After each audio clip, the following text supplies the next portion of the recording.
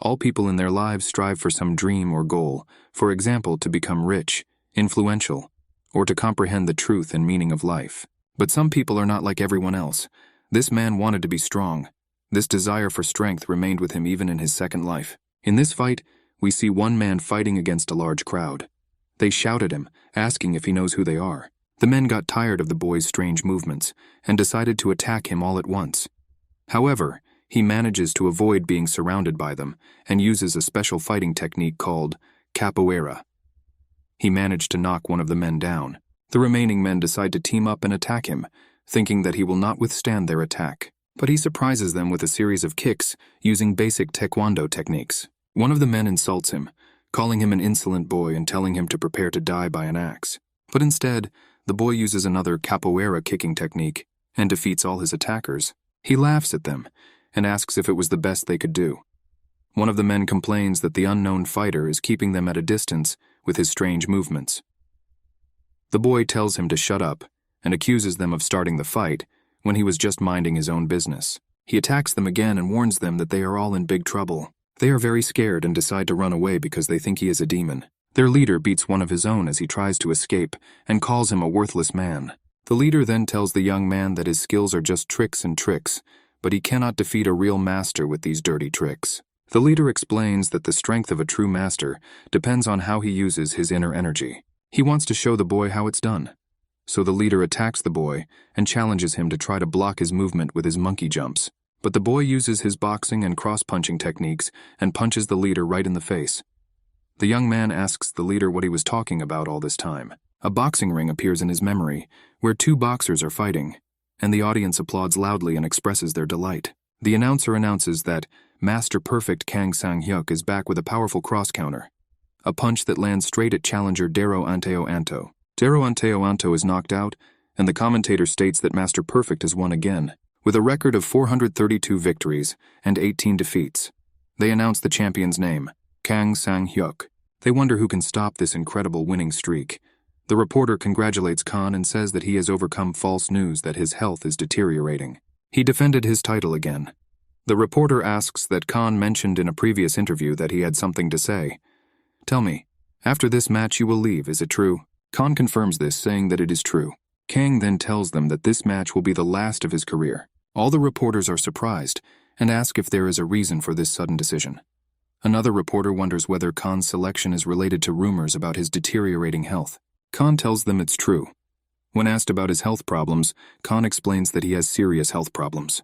Champion Kang's manager, who is sitting next to him, asks the reporters to let him explain everything.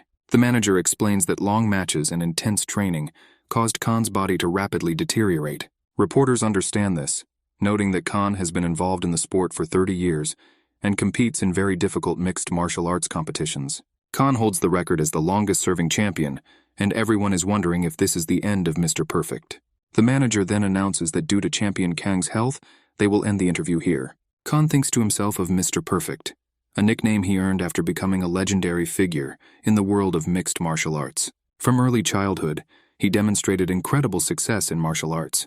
He has trained in many martial arts such as boxing, Muay Thai, Taekwondo, wrestling, and many more. Khan became a champion just 3 years after he began his mixed martial arts career. He was unbeatable, with an amazing winning streak and many records.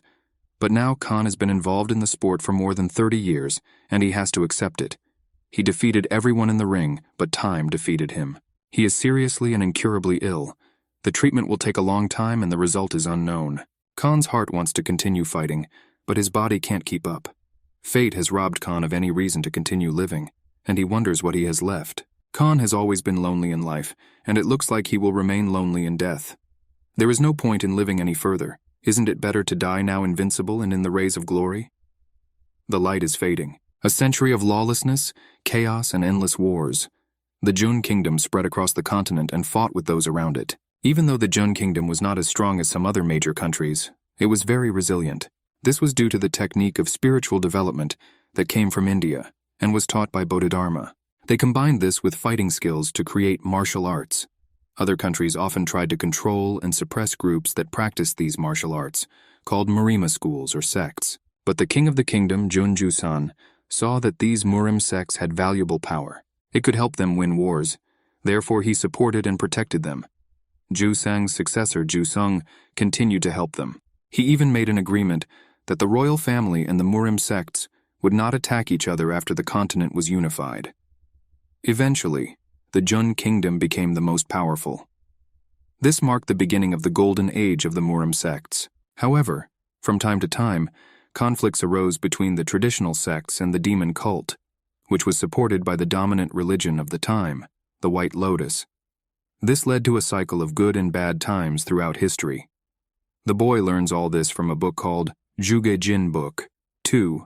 He closes the book. He finds Murim's history very interesting, especially the one called martial arts. The cleaning lady then comes in and asks the boy Yan White if he is here again. She reminds him that they can't let him sneak in all the time because the king will be upset. Young says he's really sorry and thought it might be awkward for the woman. The woman tells Young that this is her job and asks him to let her know in advance next time. Young agrees and says he understands. The woman asks Young where he's going now, and he says he's going to play again today. Young mentions that he might be back a little late. The lady reminds him to come home before dinner. Young assures her not to worry and runs away. The woman watches him leave and comments on why boys his age have so much energy. She adds that every time Young leaves, she worries that he might get into trouble. The man nearby agrees with her, saying that he is also worried. In fact, he thinks that the young master from the Golden Tiger Wall will be worth a lot of money, so he hopes that no one else will have time to kidnap the boy. Young reaches the jungle and begins doing stretching exercises. After a while, he decides that this is enough and begins to practice boxing techniques. The voices repeat the words, Mr. Perfect, #1 in the world and the strongest man in the world. His opponent arrives and everyone wonders what match they will see today. The battle begins. Yan's opponent launches a high attack, but Yan easily dodges it. He plans to measure the distance with low kicks and wait for the right moment. However, the enemy uses a cunning move. Young at first thinks it's a tackle, but then realizes it's a trick. Yan continues to practice his moves, punching and kicking into the air among the trees. The man who has been watching Yan from afar wonders what Yan is doing alone. Young continues to train, and when he kicks the tree, it splits in two. Young is amazed by the incredible power of martial arts, especially considering that he is only 9 years old. In his thoughts, Young reflects that 9 years have passed since he was reborn. In this world of Murima, with memories of his past life, he wonders if this world is a dream or reality, and whether the person he was in the past is his true self, or who he is now. Young believes that he was lucky to be reborn in Murim, because in his previous life, he could not fulfill all his desires due to the laws and rules of decency that existed there. Murim is a universe where issues of life and death are resolved with the help of force. Nothing holds him back here. He will once again make a name for himself that will rock the world, this time with his modern martial arts. The man who was watching Yan is shocked and exclaims that it is impossible for a child to have such power. Young comes closer and notices that it looks like he had an observer. He then asks the man why he was secretly watching him, and he replies that the boy's father ordered him to monitor his son's safety. Yan then mentions that he thinks the man saw all of the training Yan did. The man apologizes for this. Young thinks to himself that the situation is not good. He is worried about what might happen if his father finds out about this. Young's father is the leader of the Golden Tiger Wall, one of the 10 largest business clans, with a lot of power in the Central Plains business scene. Although they rank last among these clans, they have a good reputation for their generosity and adherence to the dominant religion. Leader Yan Jaeho had 2 daughters from his only wife and a son named Yan White. Leader Jaeho asks his son Yan if it's true that he practices martial arts, which is practiced by bandits and rabble. Yan denies it, saying it wasn't him. However, his father gets angry and wonders if Yan would dare to lie. He tells Yan that he heard about him rolling on the floor and practicing punches and kicks. The father asks if this is the kind of martial arts that random street thugs use. Young responds by saying that these are advanced techniques that will soon be called by his name, and he learned them from a certain master. Dad tells Young that if he's going to lie, at least make it believable. Young is disappointed that his father didn't believe him. His father tells Yan to stop talking nonsense, and says that if Yan wants to study martial arts, he should do it like an aristocrat, not a beggar. He suggests finding Yan a good master, and even mentions the nearby Manhwa school. He asks if Young wants to become a novice there. Young refuses, saying he doesn't want to. He adds that the martial arts he learned are amazing and advanced, no worse than what they have. The father's anger flares when he demands an explanation from Young for his seemingly absurd position. He cannot understand this sudden change in Young, who has always been an obedient son. In response, Father states that he will send Yang to Mount Hua sect in 10 days and will not tolerate any objections. However, Yang has a proposal. He asks his father about the real reason he was sent to the Hua mountain sect. He suspects that his father has acquaintances. Yang proposes a bet. Father must find a martial artist from Mount Hua to come and fight him, and then the father will see that his son has nothing to learn at school. If Yan loses, he vows to obey his father's orders without question. On the other hand, if he emerges victorious, the father will not interfere with his studies. The father, with a sly smile, agrees to this bet, believing that he has caught his son in a trap. They give each other their word as men and seal the deal. But Young realizes that his father has more on his mind than meets the eye. The father notices Young's determination, but believes that there is no way Young can win. His opponent will be none other than the disciple of Ki Hyukdo, the first elder of the Hua mountain sect, known as the Plum Blossom Warrior. This fighter is very strong in battle, almost on par with a top-notch fighter. A girl attacks a boy, and there is not the slightest fear on her face, but only confidence in victory. Despite her efforts, the boy skillfully parries her attacks, calling them the Mount Hua cross block. She decided that she did not put in enough effort, and decides to make every effort. The girl uses the stab fighting technique, and the boy uses the 6-step sword. She decisively defeats him, and he praises her for getting stronger every day. He even suggests that it may soon become the first bud of Mount Hua. Grateful for his support, girlfriend Kang Yunhua promises to work even harder. Their teacher, watching from the sidelines, admires Yunhua's talent, his personality, and he briefly wonders what it would be like to have a daughter. Ki Hek-do, the Plum Blossom Warrior, the first elder of the Hua Mountain School, devoted his whole life to cultivating talents and did not find time for marriage and relationships. Hyukdo shares the news that an old friend has invited them to his home. Yunhua is very excited and asks if she can have sweets there. Hyukdo assures her that it won't be just sweets, there will be a lot of other delicious food. Yunhua's eyes light up as she wonders if there will be more dumplings. She is completely ready for this. Hyukdo chuckles and agrees that there will be dumplings, but also mentions that there is one condition. Hyukdo explains that his friend's son, around the same age as Yunhua, is learning some strange and low-grade martial arts. The friend is worried and wants Yunhua to teach his son a lesson and convince him to stop studying martial arts this time around. Hyukdo asks Yunhua if she can do it. Yunhua enthusiastically agrees, saying that he will teach him a lesson. Several days have passed, and the people at the Golden Tiger Wall training ground are discussing the upcoming battle with the Mount Hua sect disciple. Concerns arise about Yong's chances.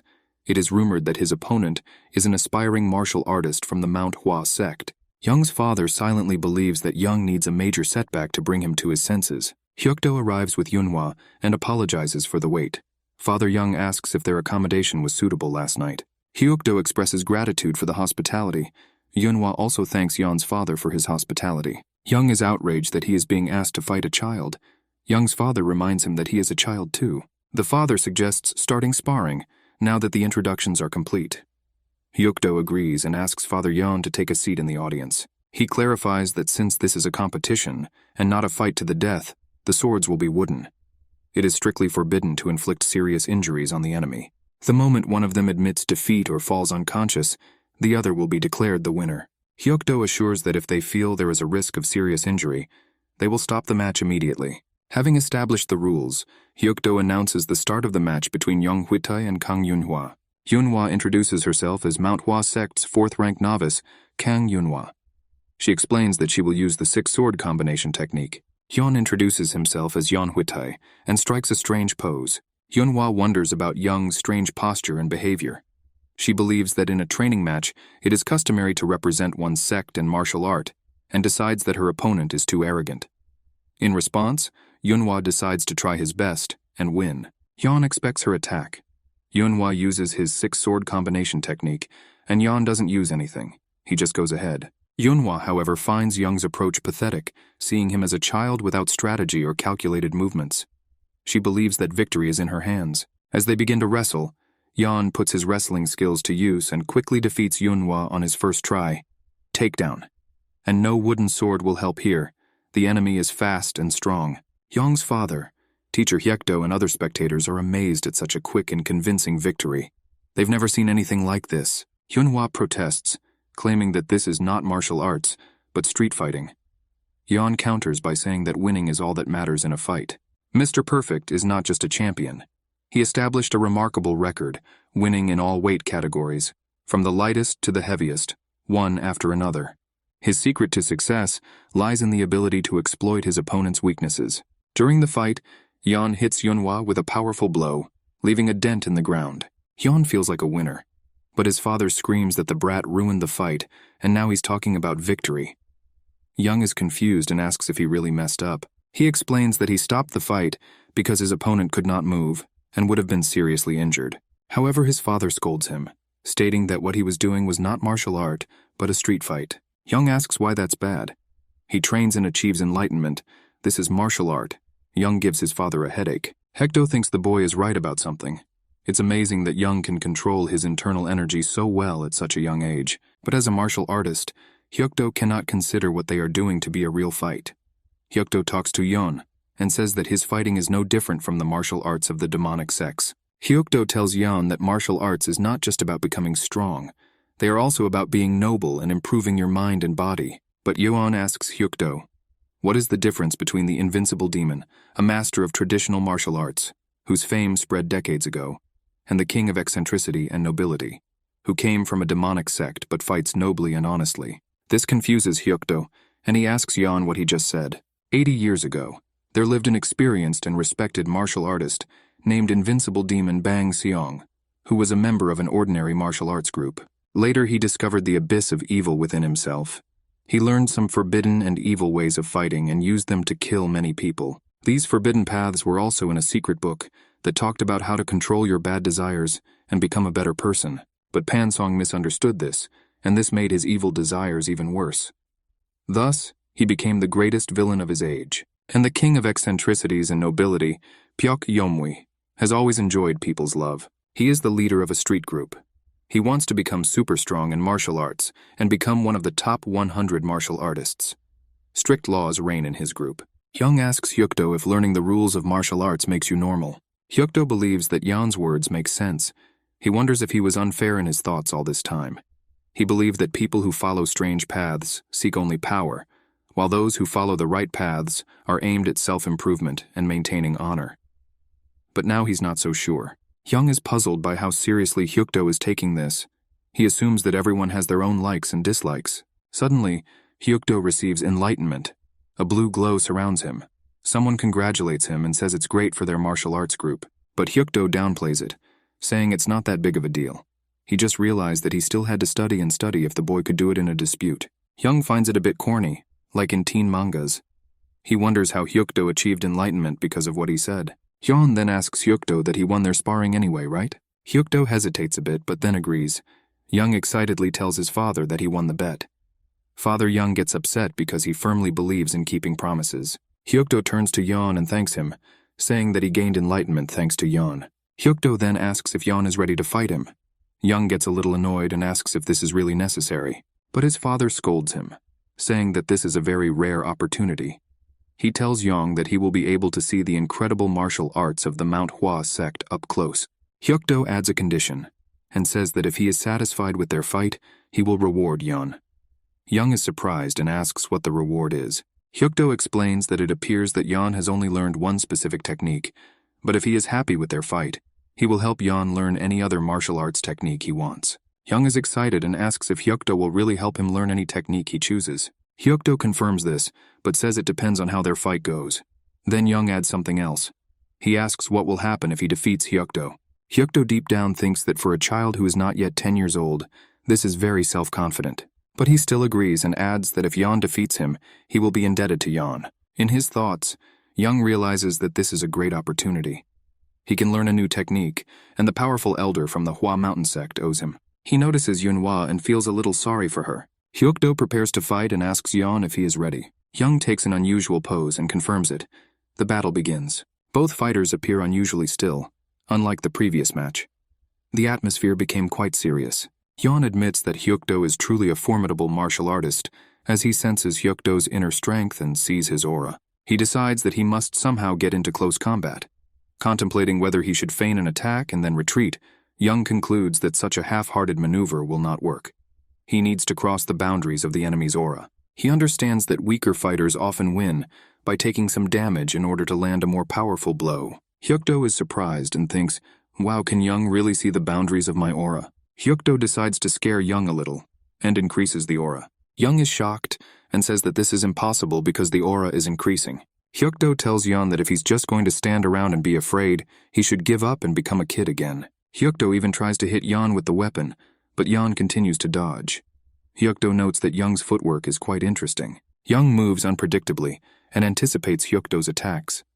Young realizes that Hyukdo doesn't take him easy just because he's young. Hyukdo uses both real and fake moves and puts a lot of aggression into them.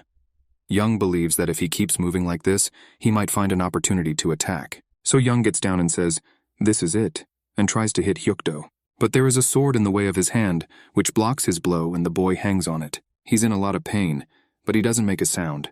Hyukdo admits that if Yeon continues to improve, he will become incredibly skilled. He feels the need to teach Young a lesson of failure, to help him grow. But then suddenly Yeon grabs Hyukdo's hand, saying that it's his turn. And he wants to answer with dignity. He uses wrestling techniques. Hyukdo realizes that Young is willing to sacrifice a little in order to deliver a powerful blow. Young's father notices this strange technique again. Young uses a jujitsu technique called the elbow punch. Yeon realizes that he caught Hyukdo with this move, no matter how experienced Hyukdo is. Once trapped in this submission hold, it will be difficult to escape. Hyukdo pushes Young hard with his hand, and Young wonders how strong Hyukdo's inner strength is. Hyukdo then picks up Yeon and throws him to the ground with force. "Help! The child is being killed." That's the last thing Yeon thought. Young passes out and later wakes up in his bed. His body is bandaged and he is in pain. Young realizes that he has lost the fight. Although it is disappointing, Young believes that the experience has brought him some benefit. He believes that everyone has moments of victory and defeat in life. Even if you're upset about losing, you shouldn't give up. Someone outside the room announces that Young is finally awake, and they enter. This is Hyukdo. Hyukdo asks Young how he felt. Young asks, "How does it feel?" Hyukdo says, "Losing for the first time in your life is pretty bittersweet, right?" Young replies that this is not the first time he has lost. Hyukdo asks, "Oh really?" He didn't expect to find such an experienced guy like Yeon in this field. Hyukdo tells Yeon that if he intends to follow his own path in martial arts, he has some options. Hyukdo then asks Yeon if he is training to become stronger or just wants the excitement of battle. Young replies that he just wants to enjoy the fight. He believes that it is more effective to try to improve existing martial arts instead of learning completely new ones. Hyukdo asks why Yeon then avoids studying existing martial arts. He notes that these different martial arts have their own strengths. Hyukdo asks Yeon if he is willing to give up these benefits. Young realizes that Hyukdo is right. Young believes that he was stubborn by ignoring well-developed martial arts in this world and adheres to the modern martial arts of his previous life. He realizes that criticizing Elder Ki Hyukdo before the fight was a contradiction. Hyukdo finds Yeon truly charming, as he seems to gain enlightenment himself. Hyukdo is excited to see how much stronger Yeon will become the next time they meet. He wishes Young all the best until they meet again. Young stands up and thanks Hyukdo. Hyukdo invites Yeon to visit Mount Hwa next time, and Yeon agrees, saying that he will do it. Hyukdo then leaves. 10 years later. During this time, the youngest master of the Golden Tiger Wall had grown into a respected teenager. Young goes outside and realizes that it is so bright, perhaps because he has not been out in the sunlight for a long time. He did not expect his isolated training to last so long, but during this time he managed to reach the highest peak level. After that fight with the school masters, Hwa Young was able to break free from his father's control. He continued to practice modern martial arts and work on improving his internal energy. Young just finished a whole year of training in isolation and returned home. He goes to his father, who is drinking tea, and says that he has returned. His father asks if he's really back, and Yeon confirms it. His father tells him to get out of the estate. This is unexpected for Yeon. His father wonders how long Yeon plans to continue training without doing anything else. He thinks that now that Young is older and stronger, he should explore the world and travel. And deep down, his father hopes that his son will get married. Young explains that he wants to continue training to become even stronger in case he encounters unforeseen circumstances. He is afraid of encountering groups of martial artists while traveling. Young's father hits him on the head in frustration and asks if he's joking. He wonders why martial artists travel in groups. He believes that once Yeon reaches the highest peak level, he will be respected no matter where he is. He tells Yeon to visit his sister from the Nangong clan and introduce himself to her relatives as a first step. The Sword Emperor Nangong Jocheon resides there and can accept his request for a duel. Yeon agrees. He orders Young to leave the next day. Young is surprised and asks if he really has to leave tomorrow. The next morning, Yan informs his family and everyone at the Golden Tiger Wall that they won't be able to see him for a while. He assures them that he will send updates from time to time. Everyone advises him not to forget to eat on time and, if necessary, to use a carrier pigeon. They ask him to take care of himself. Traveling around Jianghu is something that Yang has never tried in his previous life. There are many strong people in Murim, and they should wait for Yeon. He believes that he will soon become the strongest man in Murim. Yeon has a special glove that turns into a blade when he activates it. He was a little worried because he asked for this equipment himself, but it works fine. While in the forest, Young looks around and says that he has finally gone on the trip he dreamed of to Jinaga. Really quiet, and he has a thought. He decides to fly and flies high into the sky, wondering if he should go faster. When he reaches the entrance to the city, a long line of people is waiting for him. One man in line wonders why there is such a long line outside the small town. He thinks that if he knew Qinggong, he could fly in and skip the line. The man behind him tells him to be realistic, saying that people can't really fly. At that moment, they see Yang flying towards the entrance and landing on the ground. Yang notes that Qinggong is really useful and asks where he is. The man explains that it is one of the 3 largest cities in Henan province. Yang asks how to get to Anhui province, and the man advises him to go to Luoyang. He suggests that if Yang is not in a hurry, he should stay here for a while and enjoy a good meal at an inn that is known for its delicious dishes. The man suggests to Yang, "How about we give it a try?" Yang responds by saying that he will stay here today, and thanks the man for the information. The man expresses his gratitude to Yan for showing them the amazing sight. 2 men nearby ask each other if they saw this. One of them confirms this, saying that it is quite obvious from what Young is wearing. The man tells the other that their leader will really like this. In a tavern, 3 men chat while enjoying their meal. One of them asks the others if they have heard of someone called the Tyrant in Phantom Armor, King Mu Ki-yun.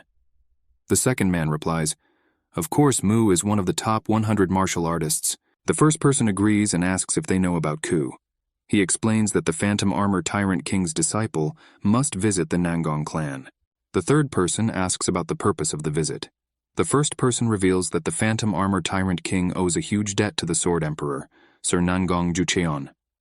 That's why he sends his disciple to bring him the gift. As a result, the Nangong clan prepares a formal reception for the disciple. Young overhears their conversation. While chewing his food, Yan wonders if the Phantom Armor Tyrant King's disciple is also heading to the Nangong clan. He thinks that if things go well, he will be able to see the Phantom Armor Tyrant King's martial arts. Suddenly, troublemakers arrive at the inn and demand that a path be cleared for them. The 3 men who were talking earlier wonder why these troublemakers are here and decide to run away to avoid any trouble. The troublemakers start kicking the door and breaking it down. Their leader, Kwang Suak, announces that the Dark Heaven sect will take control of the inn from now on. He assures everyone that if they cooperate, nothing bad will happen. People are wondering why a supreme martial artist is in such a place. Guan calms them down, saying that they are here to meet the disciple of the Phantom Armor Tyrant King. Some men wonder if the disciple of the Tyrant King in the Phantom Armor is really here. Yan thinks to himself that he doesn't know who the disciple of the Tyrant King of the Phantom Armor is, but he will be in trouble because these troublemakers are after him. Quan approaches Yan and calls him the disciple of the Tyrant King in Phantom Armor, asking him to come with them. Yan is so surprised that he spills the water he was drinking. He tells Guang that he is not the disciple of the Tyrant King of the Phantom Armor. Quan insists that Yan shouldn't pretend not to know and says that it would be stupid not to recognize him in that armor. Quan convinces Yan not to worry, promising to spare his life if he gives up the gift meant for the Nangong clan. Quan thinks to himself that by taking the elixir of Heaven's Ascension, a gift that Yan possesses, he will reach the level of Supreme Peak. Then this region will belong to Kwang. Young realizes that talking to Quan and his men probably won't work because they seem stubborn. So Young decides he has no other choice. He gets up and starts to leave. One of Quan's men tells Quan that Yan is trying to escape. Quan asks if Young really looks like he's running away. Young looks back at them and invites them to come with him. They find themselves in a place among the trees. Quan tells Yan that it is not too late and asks him to give the elixir of ascension to heaven. Yan yells at Quan to shut up and insists that he is not the disciple of the Tyrant King of the Phantom Armor and attacks. This angers Quan, and he asks Young if he even knows who he is dealing with. Quan threatens to kill Yan because it seems like Yan wants to die. Quan attacks Yan with all his might, telling him to die. But Yeon manages to dodge the attack and counters with a powerful blow using the spin kick. Back elbow technique. Kwon is thrown into a tree, breaking it on impact. Kwon's men are shocked and wonder how Yeon could send a supreme martial artist flying with just one blow. Young yells at Kwon's men and asks what they are looking at. He warns them that they are in trouble too. The men start screaming at each other, telling each other to run away because they think the Tyrant King's disciple in the phantom armor is causing chaos. The next day, the two men are talking again at the hotel. One of them wonders what happened to the disciple of the Tyrant King of the phantom armor yesterday. The other guy says he's curious too. The first man explains that since Yeon was taken away by first martial artist Invincible Single Shield and his followers, he doubts that Yeon escaped without getting hurt. Another man suggests telling the authorities, although it is too late. He feels sorry that a young man like Yeon became a victim. The first man asks what if they face retribution when the troublemakers find out. They may get hurt if they find themselves in such a situation. Suddenly a man enters the hotel and shouts, "Big news."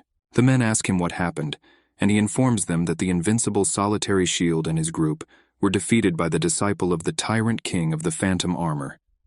The man adds that what is even more amazing is that they are all alive, but their energy has been destroyed. People wonder if this is even possible. Another man says it's impressive to be able to stop criminals without killing them. Yeon is truly the young dragon, the dragon who represents honor and justice. People rejoice at the appearance of this knightly dragon. Some people think that this means that the elixir of heaven's ascension is still in the possession of the disciple king, which will be great news for Chief Sa Tai-chek. Young expresses disappointment. He can't believe that such weak people are causing problems in such a dangerous place as Murim. Kwon and his men turned out to be much weaker than Young expected. However, Yeon is sure that supreme martial artists or incredible people must be somewhere in Murim. You never know. The child and the old man whom Young accidentally met on the road could be the cause of the problem in this world filled with violence. Well, Young thinks, but not the worthless and weak ones he contacted yesterday. Young notices something and sighs. He tells whoever is hiding to come out now. The men hiding behind the trees note that Young is much younger than they expected. Another says Yeon looks fragile and weak. Young asks them who they are. One of the men asks Yeon if he has anything healthy. He asks if Yeon is willing to share it with people as pathetic and weak as them. Their leader arrives and addresses Yeon as the disciple of the Tyrant King of the Phantom Armor. Yeon gets very annoyed and tells them that he already said that he is not the disciple of the Tyrant King of the Phantom Armor. The leader tells Yeon that there is always someone better and then attacks him. He suggests that Yeon try to use his ridiculous technique to defend against the attack. However, Young responds by punching the leader hard in the face and throwing him to the ground. Yeon looks back at the leader's followers, and they all act scared, lying on the ground as if they were injured to avoid being attacked by Yeon. Yeon thinks he doesn't need to spare their lives, but since he already destroyed their energy sources, they probably won't be able to take revenge. Yeon then muses that now that he has become a martial artist, he will not be able to avoid shedding blood. Meanwhile, somewhere a village is burning. A man who sits on his knees and cries begs for someone to save his life, mentioning that he has a wife and children. However, the other man refuses and attacks, killing him. The man tells the lifeless body that he shouldn't have crossed his path, and that's why he had to destroy the entire village because it upset him so much. This person is the Fist Demon, the twin brother of the Palm Demon. Someone approaches the Fist Demon and tells him that they have no time to waste. They must find the Tyrant King's disciple in the Phantom Armor before he arrives in Nangong. This person is the Palm Demon. Fist Demon urges Palm Demon not to worry, saying that he is almost certain that the disciple has not yet reached Luoyang. Palm Demon asks Fist Demon how he knows this. Fist Demon replies that he has good instincts. Palm Demon finds it surprising that Fist Demon himself says this. They leave, and behind them remains a destroyed village. In the forest, Young calmly drinks tea with the men. One of them informs him that to get to Luoyang, he just needs to keep walking in that direction for about another half day. The man invites them to travel together as they are heading in the same direction. Young agrees, thinking it's nice to have friends. He hopes that this will put an end to the pesky troublemakers following him. Yeon also genuinely wonders who the current disciple of the Tyrant King in the Phantom Armor is. Suddenly there is a huge explosion that shakes the surrounding area. Young acts quickly to ensure the safety of the men accompanying him. They gratefully thank him for his quick response. Young advises them to leave the place immediately due to the existing danger. The Fist Demon and the Palm Demon arrive. Fist Demon addresses Palm Demon, confirming that his previous prediction was indeed accurate. The Tyrant King's disciple in the Phantom Armor has not yet arrived in Luoyang. Yeon's voice rises as he yells at them, revealing that he is not the disciple of the tyrant king of the Phantom Armor. Demon Fist asks if Yan expects them to believe his words. The Palm Demon, on the other hand, admires Yan's courage to speak to them so boldly. He explains that they are known as the Fist Palm Twin Demons, notorious villains from previous generations. These two were very bad criminals who liked to hurt people and kill for no reason. They became enemies of the Murim world and angered many people. But they were elusive because of their skill and animal instincts. Palm Demon explains that they planned to take a break until they reached a certain level, but they heard that Yang had the elixir of heaven's ascension. In response, Yan quickly kicks the Palm Demon, causing it to fall to the ground. The Fist Demon angrily scolds Yan, accusing him of cowardly attacking. He then tries to attack Yan. Yan realizes that the Fist Demon's attack is fast but straightforward, presenting an opportunity for him to close the gap. However, the Fist Demon lands a powerful blow on Yan, causing him great pain. Yang realizes that if it weren't for his armor, the Fist Demon could have ripped out Yang's heart. Demon Fist ridicules Yan, calling him a fool and asking if Yan believes he can anticipate the quick movements of Demon Fist's snake strike. The Palm Demon intervenes, telling Yang that he is not protected. He activates his cannon shot palm and attacks Yang. However, when the dust settles, it becomes clear that Yan was unaffected by the attack. Palm Demon suggests that Yan is not an ordinary child. The Fist Demon suggests ending the confrontation as quickly as possible, and the Palm Demon notes that there hasn't been such an interesting goal for a long time. Yang realizes that both the Fist Demon and the Palm Demon are very skilled fighters, but they have similar fighting styles. The Fist Demon attacks Yan, telling him that regret won't help now. He activates his powerful Death Hurricane Fist technique. Yang realizes that he can't just dodge because the Palm Demon is waiting to attack him. Palm Demon notices that Yan is intentionally leading Fist Demon's attack in a different direction from his own. Yan also uses footwork that Palm Demon has never seen before. However, the Palm Demon doesn't allow a young man like Yan to make a fool of him. He activates his cannon shot palm and attacks Yang. Yan runs after the Fist Demon. The Fist Demon asks if Yan thinks he can survive by just hiding behind him. He activates his quick snake lunge technique and attacks Yang, thinking that this is the end. But Yan manages to kick Demon Fist so hard that he coughs up blood.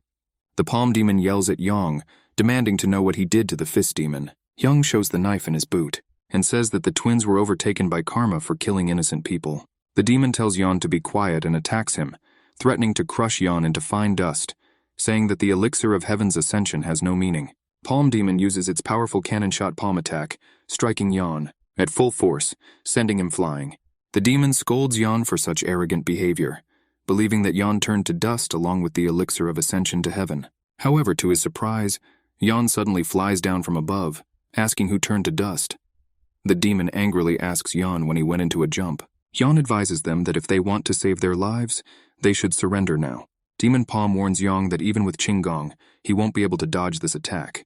He screams, palm cannon shot, and attacks Yan. In response, Yan uses the spin kick technique to counterattack the opponent. The Palm Demon falls to the ground, blood pouring from its mouth. Fist Demon then asks Yang if he thinks he is any different from them. He states that the smaller number of people Yan killed, compared to the Fist Palm Demons, does not change the fact that Yan will eventually become addicted to killing and obsessed with it, just like them. Fist Demon ominously tells Yan that he will see him in hell and falls lifeless.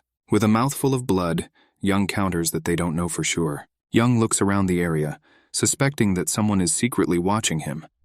He calls upon the hidden observer to reveal himself. The hider apologizes, admitting that he may have stumbled upon it by accident. He admits that he had the urge to help, but Yan's fighting skills were so dominant and impressive that he felt obligated to just watch. Yang wonders why the observer chose to remain passive rather than intervene. The man expresses sincere regret and offers to do everything to make amends, seeking Yang's forgiveness. Inwardly, Yan theorizes that the man may be affiliated with the Orthodox faction based on his polite manners and knowledge of martial arts observation etiquette. The columnist praises Yan for his remarkable skills, expressing surprise that he was able to single-handedly defeat the notorious criminal mercenaries, the Fist Palm Twin Demons. Yan is puzzled by the mention of a reward. He asks for clarification and asks if the government actually gave a reward to the criminals. The man confirms this, explaining that despite all efforts, the authorities were unable to apprehend these criminals and bring them to justice. Yang asks the man if he remembers saying he would do whatever Yang asked. He tells the man that in that case he should go and report this to the government. Luoyang first. The man gratefully grabs Yang's hand and thanks him for his forgiveness.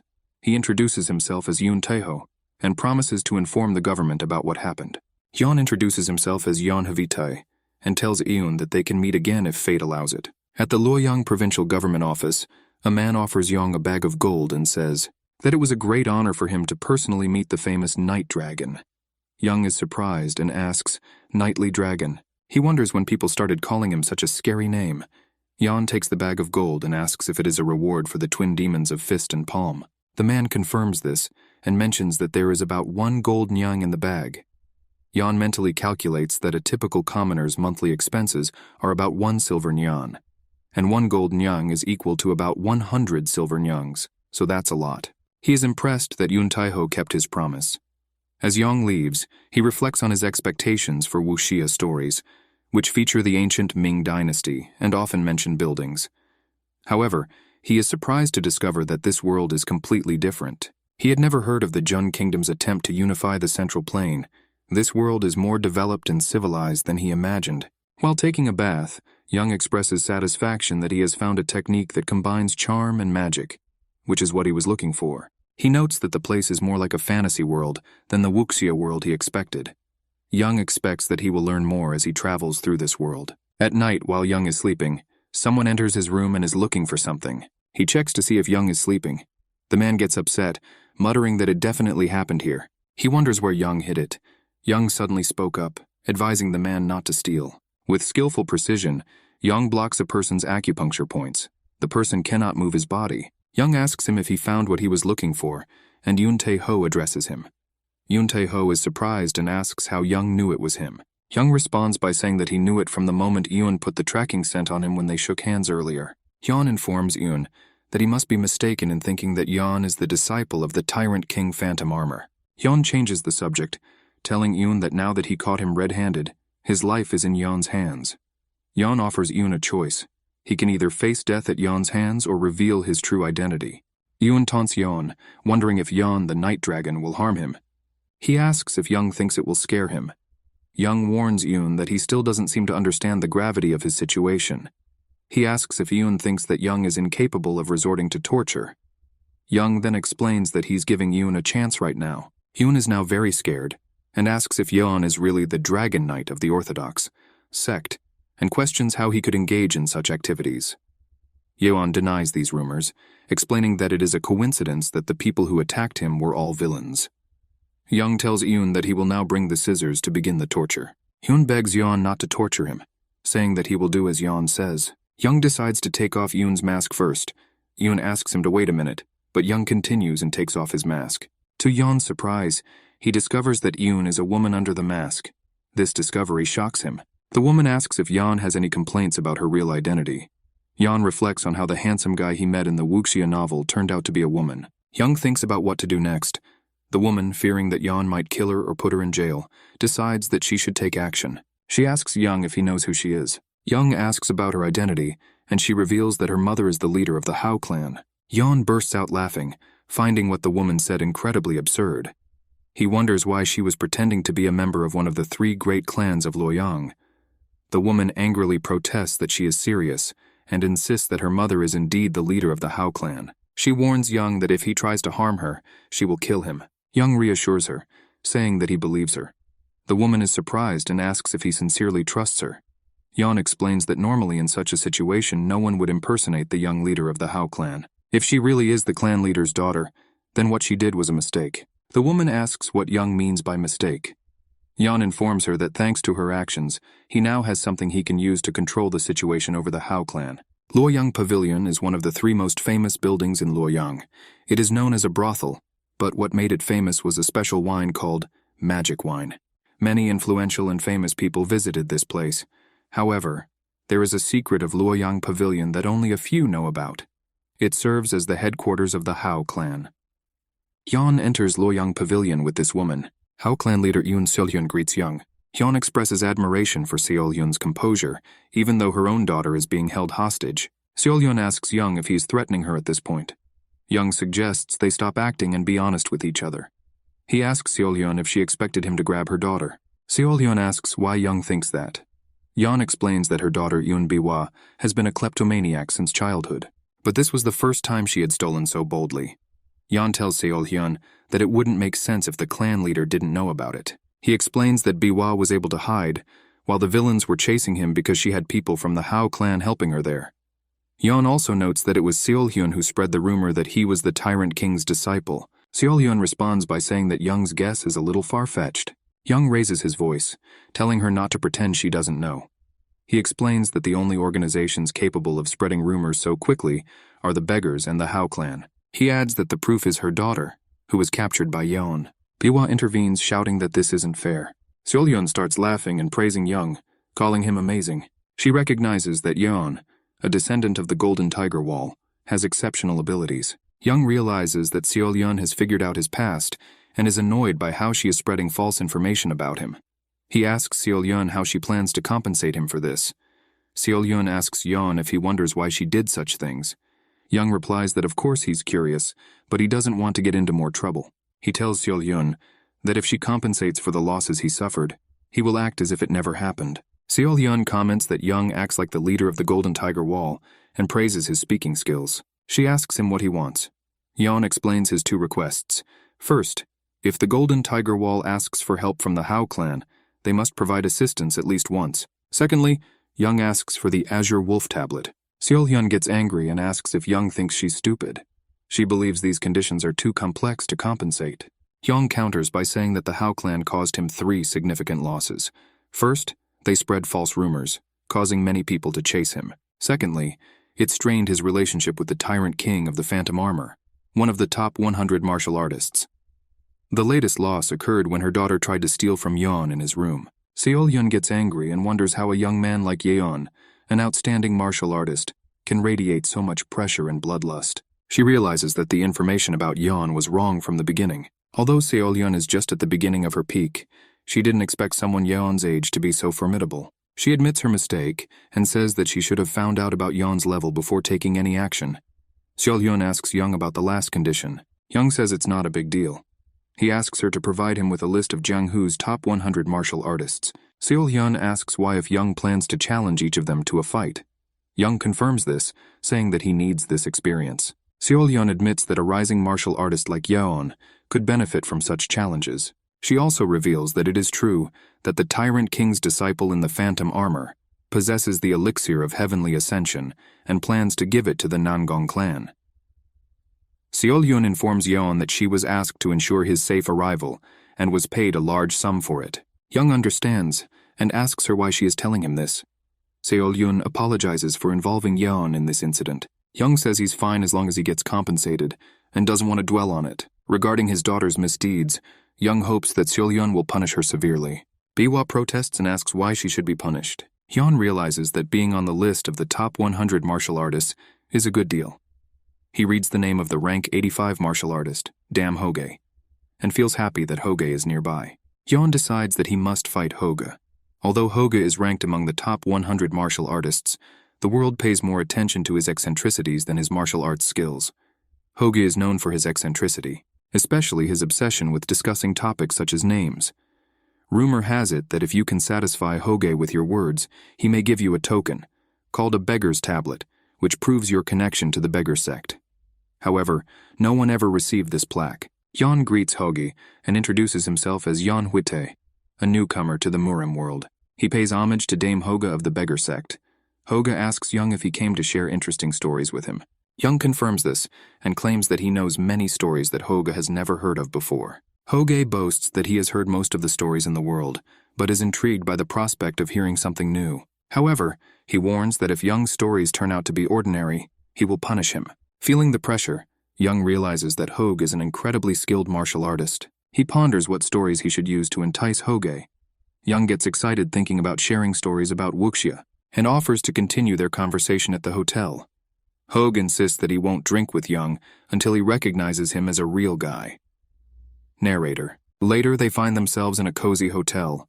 Hoge, eager to hear the continuation of the monkey story, questions Yeon's abrupt pause.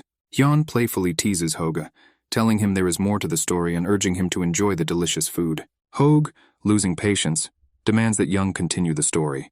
Young is secretly pleased. His strategy seems to be working. He understands that any martial artist would love the famous story of Journey to the West. He debates whether to ask for sparring in exchange for this story. With a mischievous grin, Jan finally asks the question. Hoge firmly states that for such a short story, sharing the beggar sign, the symbol of the beggar sect, is out of the question. Young reassures him by mentioning that he has a treasure trove of fascinating stories that he has yet to tell. Meanwhile, at the next table, a man invites a lady to join him at the table, while the lady resists. The lady asks him to release her, and asks about his behavior, expressing obvious disinterest. Sitting with him, Jan sighs, realizing that situations like this are common in wuxia tales, men hitting on women while drunk, just like in their previous life. The man continues to boast about his identity, claiming to be the young leader of the Shintai sect. He insists that the lady should feel flattered that he has shown interest in her. Young can't help but intervene, chastising the man for his pathetic behavior. Angry, the man warns Young, asking if he's looking for trouble. Suddenly, the lady takes matters into her own hands and slaps the man. Furious, he demands to know if she knows who he is. In response, the lady reminds him that he claimed to be the young leader of the Shintai sect and delivers another loud slap, calling him an immature and spoiled brat. The leader of Shintai's group called the woman rudely and drew his sword.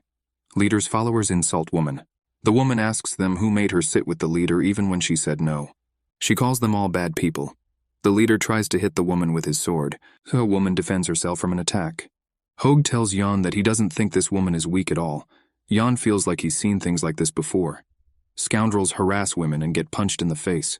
The leader, whose attack is blocked, wonders why the woman is so strong. The man in the back tells the leader to stop waiting and just get rid of her quickly, but this man is kicked and he falls. Hoge stands over him and says he can't believe two grown men are attacking a woman. Hoge tells them that they should regret what they did. The fallen man yells at Hoge and tells him to stay out of it. Hoge throws another person from the leader's group into the air, and he collides with their leader, causing them both to fall to the ground. The fallen man yells at Hoge again, saying that he not only hit their young leader, but also knocked out his friend. The man tells Hoge that he made a big mistake and asks if he thinks the Shintai sect will let him get away with it. Hoge replies that they are the ones who made a big mistake and wonders if they will know who the woman is, even after seeing the design on her iron fan. She is a direct descendant of the Zhuge clan, Zhuge Manhwa. The man gets scared and asks for confirmation. Did he really say Zhuge clan? The Manhwa woman asks Hoge how he could recognize her after seeing the pattern on her iron fan. Hoge says that the elder of the beggar ladies sect Hoge has no problem finding out. Manhwa greets Hoge and says it's nice to meet him, addressing him as Sir Dame Hoge. She says her name is Zhuge Manhwa and she is new to traveling Murim. She mentions that she has heard about Hoge and his excellent reputation. Hoge tells her not to worry about it as it's not that impressive. Manhwa expresses his gratitude to Hoge for his help. Hoge asks her why she is traveling alone if she knows martial arts. He is concerned that if she were to face a very experienced martial artist, she might be in trouble. Manhwa explains that although the Zhuge clan is not known for their martial arts skills, they excel in traps, devices, and academia. They also practice various types of magic. She mentions that if she meets a martial artist she can't handle, she will be able to summon a hungry golem, which is only taught to the direct descendants of the clan. Depending on the situation, she can also use space control magic. Young realizes that Manhwa is skilled in magic and even knows summoning magic. He's thinking about teaching himself if he ever gets the chance. Young asks if one of these people claimed to be the young leader of the Shintai sect. Hoge wants to know why Young is asking and if he is worried. Young responds by asking why he would worry. Hoge chuckles and admits that he may have made a mistake. He assures Young that the Zhuge clan, one of the 5 great clans, will not be afraid of a small sect like Shintai. Hoge informs Young that, as a direct descendant of one of the 10 largest trading clans, Golden Tiger Wall, Yan has nothing to worry about either. Manhwa excitedly asks Yan if he is the son of the leader of the Golden Tiger Wall. Yan privately believes that all the female character types found in wuxia stories are present here. He wonders if this place is the real world of Murim, or just a virtual one. If it's virtual, then are all the people he's met and talked to fake too? Hoji notices Young's behavior and asks what happened. Young smiles and says that if the cliché still happens, he should deal with it. Now, Hoge is puzzled and asks, what kind of cliché? In the Shintai sect, a young leader lies on a bed with a red mark on his face. Shintai sect leader Kang Seokju stands next to his son and angrily asks who dared to harm him. He asks his followers to find out who did this. The man explains that the young leader was relaxing at the hotel when this happened. Seokju is surprised and asks, at the hotel? Who is guilty? The man tells him that it was a woman, presumably from the Zhuge clan. an old man who seems to be from the beggar sect, and an unknown young man. Seokju is worried because he knows that the Juga clan is one of the 5 most powerful clans, and the beggar sect is also involved. He clenched his teeth, wondering what to do in this situation. Seokju decides that they must retaliate since the young leader of their sect was attacked. However, he realizes that the Shintai sect is not strong enough to fight both Juge and the Juge clan and beggar sect. Seokju asks the man about the last person involved, but he doesn't know all the information.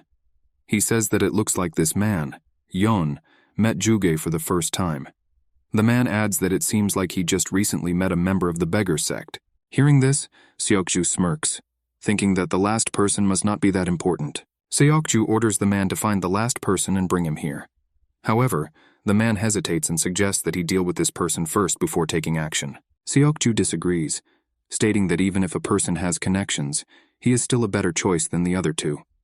Since they do not know each other well, it will not be easy for them to interfere in their affairs.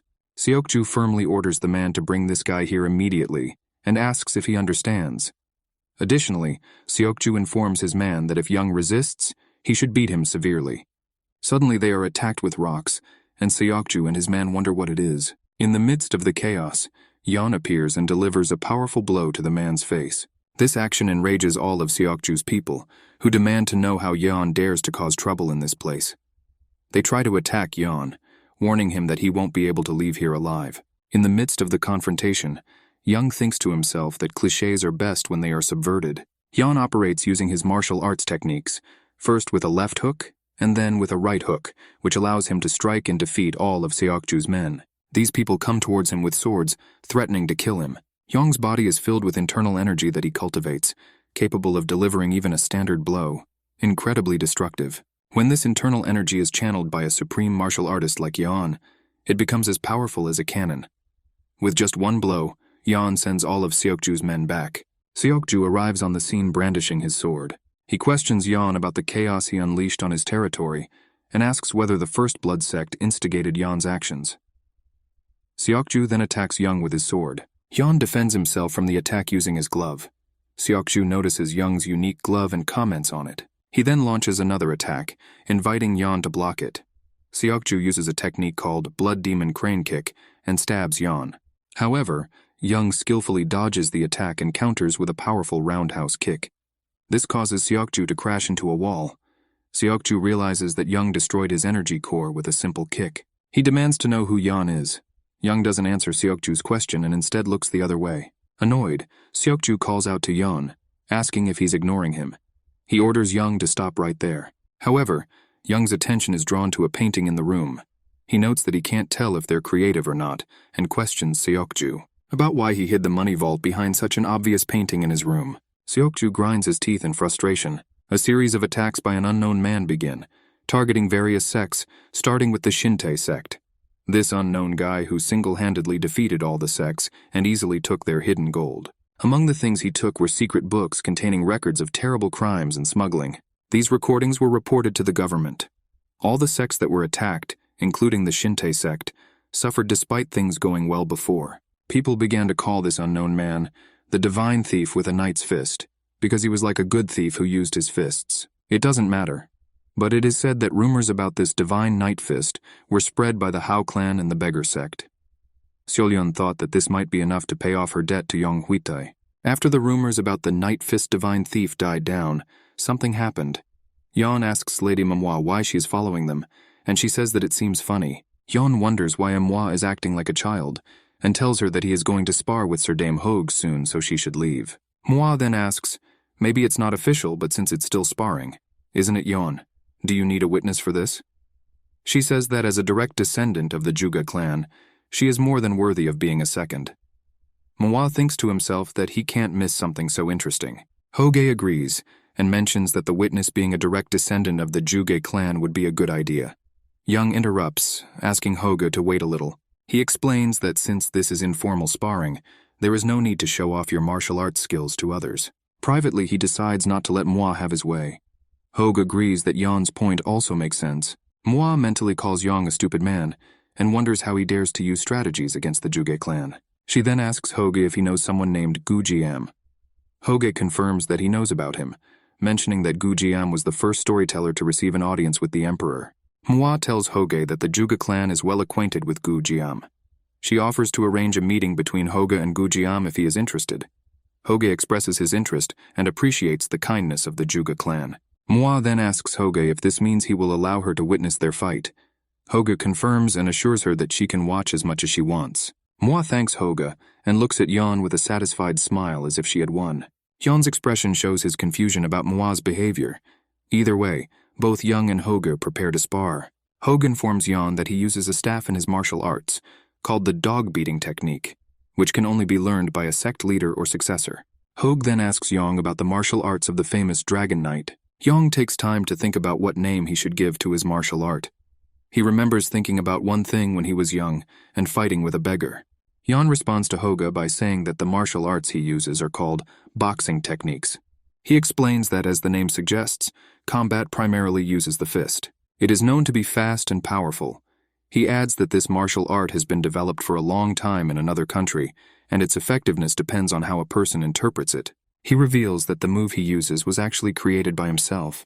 Hoge comments that it is a simple name, but such a martial art may be even scarier than it seems. He confirms that he is ready and asks Young if he is ready too. Young assures him that he is ready too. Manhwa suggests that, as a member of the Juga clan, she will witness their quarrel. She explains that the winner will be determined when one of them gives up or faints. She emphasizes that any actions intended to cause serious harm are not tolerated, and attacks that could endanger the life of another person should be avoided. She suggests they start sparring. Hoge takes a certain stance, and Young tries to attack him. Young thinks to himself that he will finally meet one of the top 100 martial artists in the world, Murim. He hadn't been this excited for a long time. Hoge strikes with his staff, and Yeon successfully defends against it. Manhwa notes that the sparring is going even better than she expected. Yeon launches an attack. Hoge blocks it, and then Hoge responds with an attack of his own, which Yeon blocks in return. Hoge jumps down to attack Yeon from above, but Yeon skillfully dodges the attack.